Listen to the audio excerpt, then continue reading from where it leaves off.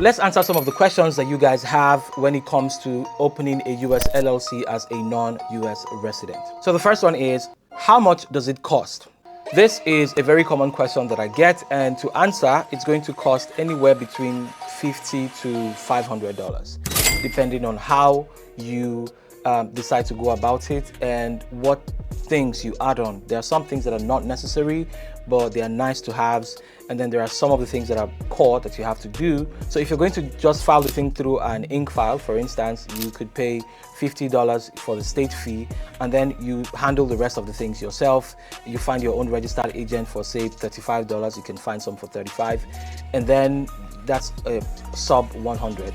And you can go ahead and do the rest of the things, fax the IRS all the files that you have to do, and get your EIN directly yourself, which is not how I did mine, but I'm going to make a video on how you can do that for people who want to save cost, so you can know what to expect. So, but yeah, if you're going to use that route, it's possible for you to do it for less than $100. But then you can start to add on things like maybe you want a registered agent, then maybe you want to get an ITIN. That could cost you somewhere around $200 to $250, depending on who does it for you.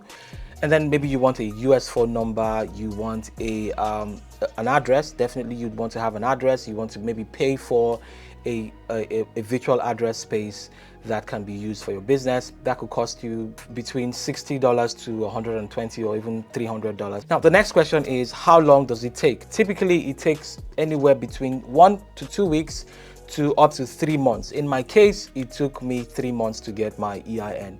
But then it was my mistake. The thing actually took 2 weeks for InkFile to do everything. Which US state is best for forming your LLC as a non-resident? Now, this will depend on what kind of business you're running. For somebody who is a freelancer, a remote worker, you don't really have like a physical business anywhere. It could be in the US or whatever country you're in, or maybe you're not planning to raise venture capital. So if you're just a remote worker like myself, states like New Mexico, where I have mine formed, or Kentucky can be nice for you to use.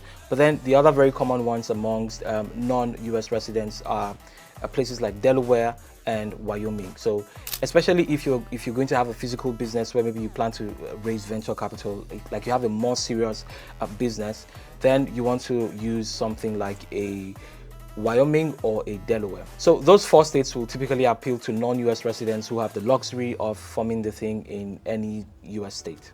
Now, the next question is, can I open a US bank account for my LLC as a non-resident? And the answer is yes.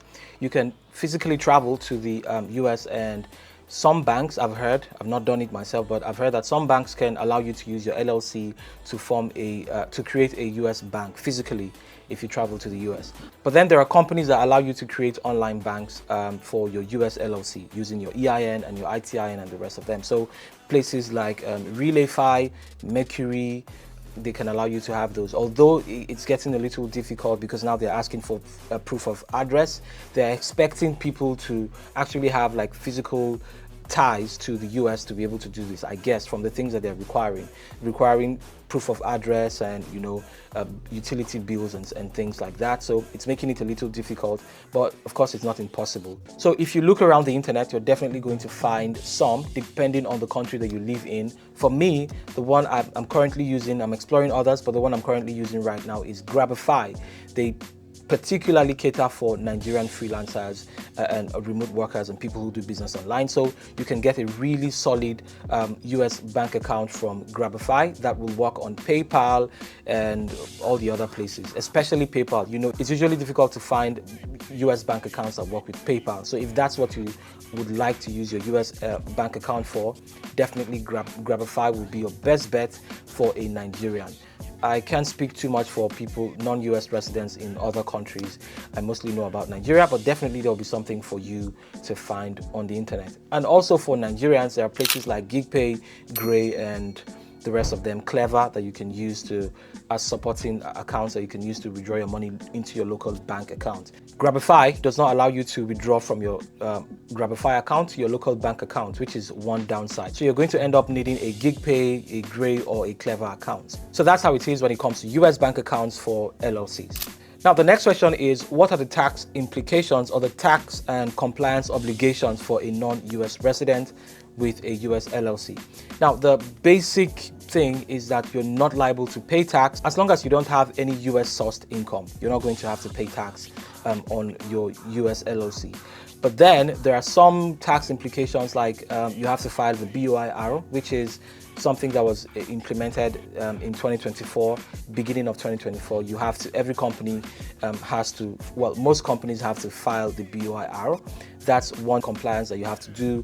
And then there is also a form that you have to file every year for your business. You don't necessarily have to pay anything. You just have to report your income. And you do that through the form 5472. And I'm going to make a video about that when I file mine so that you know how to do it. And also include it in this series of US LLC formation for non-US residents. So there are just little things here and there, but these are just the main ones: the beneficial owners report, the BOIR, and then the form 5472. So that's that for compliance. And then the next question says, do I need to hire a registered agent in the US? Simply put, the answer is yes, you must have a registered agent if you are going to have a US LLC as a non-US resident.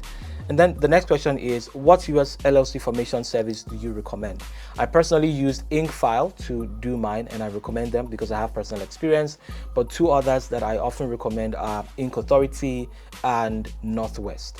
I've not personally used those, but I know people who have and swears by them. So Northwest is a little bit more expensive, so just to keep that in mind. But yeah, those are the three I would recommend: InkFile, Ink Authority, and Northwest. Now, the final question is it worth it? Should I open a US LLC? And to answer that question, I would say it depends on what stage you are in your business. So if you are a remote worker or a freelancer and you're making enough money, I would say anywhere from $1,000 a month at least, then I think it would make sense. If you take $500 on the very top end, it could be way less than that, but let's say worst case scenario, you're spending $500 for everything you need to set up your US LLC, and that's like half of your monthly earnings. Say you earn $1,000. Now, if you do that, you are going to have access to financial service providers that you would otherwise probably not have in your country, especially if you live in a country like Nigeria or other places where you don't have access to things like PayPal or Stripe or stuff like that. It just legitimizes your business and gives you all that access. And $500 for a $12,000 yearly income, I think is a good investment. And I wish I did this earlier on in my business, but yeah, to answer that, if you're making a significant amount of money, that's when I will say do it. But if you're just starting out, you don't need to do it. There are other platforms you can use, other ways to process money and get paid by your international clients without having to spend money registering your LLC. So once you have your business bringing in a substantial amount of money, like I said, at least $1,000 would be my personal suggestion, then you can decide to invest in getting a US LLC. So if you have any questions about this formation of US LLC for non-US residents or about remote work and freelancing, you can leave them in the comments and I will answer all of your questions. Cheers.